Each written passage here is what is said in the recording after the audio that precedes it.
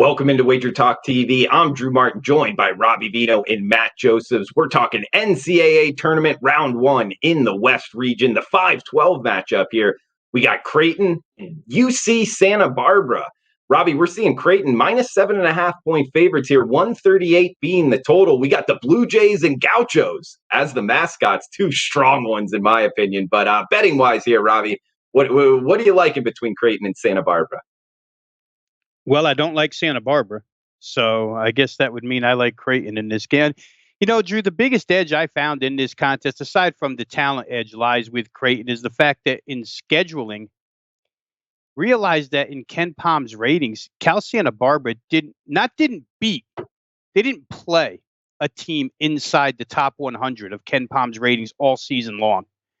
Now, you know, lots of times we talk about numbers being falsely built. And yes, Santa Barbara had a great season, but when you're playing a bunch of teams outside the top 100 all season long, you should, if you're any good at all, you should have a good season. And they did. Give them credit. They won their share of games, but this is not the same when you're playing Creighton. Creighton, I think in scheduling difference was like 45th as opposed to Cal Santa Barbara's miserable rating with Ken Palm. I think Creighton will be motivated. There's no way they can't be coming off of that Georgetown humiliation in the championship game. Honestly, I think a lot of the Creighton energy got sucked out by UConn the night before. UConn's become a really tough team to play, and that was a tough fought victory by Creighton. They come out the next day, lay an egg.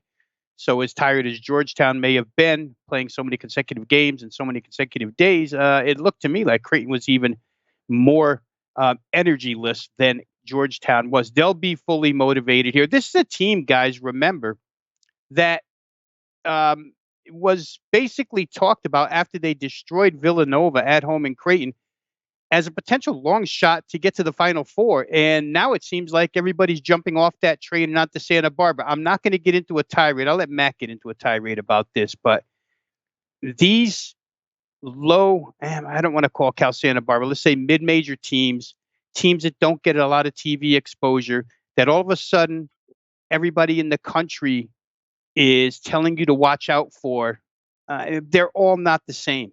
And this Cal Santa Barbara team is not the same as other teams from mid-majors in this particular tournament, and especially as far as matchups go. The venue here, we talked about it in a previous video. It's a split court at Lucas Oil Stadium. The shooting eye could be challenged for both of these sides, but I think Creighton in the end has more ability to score than Cal Santa Barbara does, so I'd give them the edge there. And I'll say another thing real quick. It baffles me that the line came down the way it did with a lot of Cal Santa Barbara money early. That's not public money. Nobody who's betting $50 has played these games yet.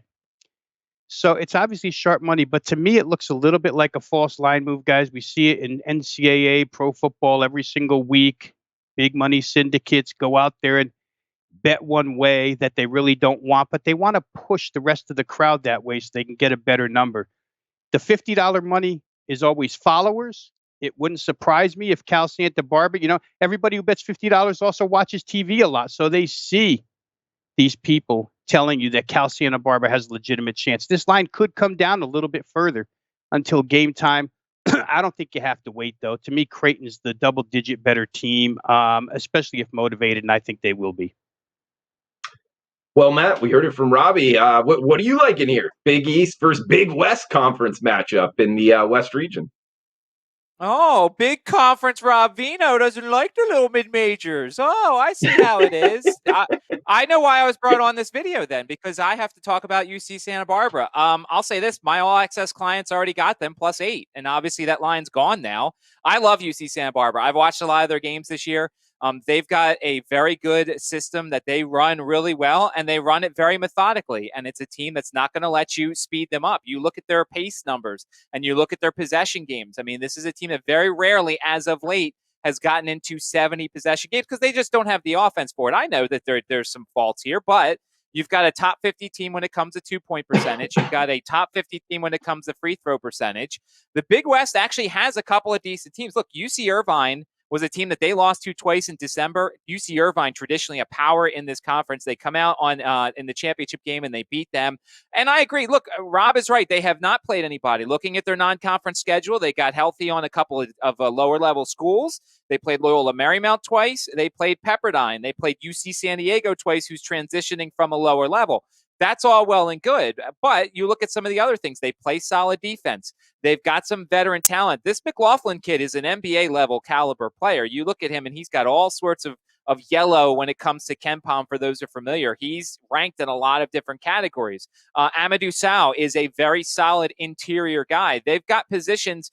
They've got players at all these positions who can play solid basketball, and they're just fundamentally sound. Last year, I can honestly say that they probably would have made the tournament, most likely, if there actually was a tournament. They didn't actually get a chance to play their tournament because of everything that happened with regards to the pandemic, but I think UC Santa Barbara or UC Irvine probably would have made it. I think this is a veteran Gauchos team. I always wonder still, look, Creighton's saying all the right things with regards to the comments the coach made, and we already kind of did the dip. His first game afterwards, they lost, and then they played really well when he wasn't there for senior day. But I still kind of wonder if they're losing or if things are going a little bit rough. Does that creep into the kids' minds? And, of course, the weird shooting background that Rob talked about, I would worry more about the team that could shoot it really well than the team that doesn't necessarily shoot it as well. I mean, if Creighton's threes aren't falling, I think their offense could struggle a little bit against, especially a Gauchos team that's going to make every possession count. I think the number that I got at 8 was really good, obviously, because I gave it out to the All Access clients. As it continues to fall, I mean, now I'm wondering a little bit with regards to how good it is. We'll see if it bounces back up. If, as Rob says, maybe public money comes in on Creighton, but I feel very confident that they'll cover the 8 that I got earlier on this week.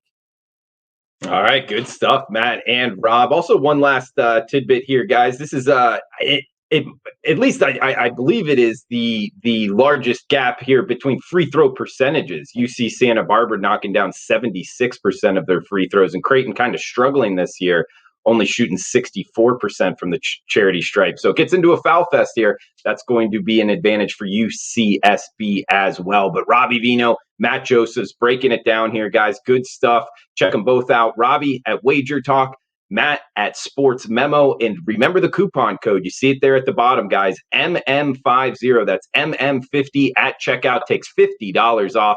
March Madness package. Good at both websites. So, guys, enjoy the games. Thanks for tuning in. And remember the coupon code below.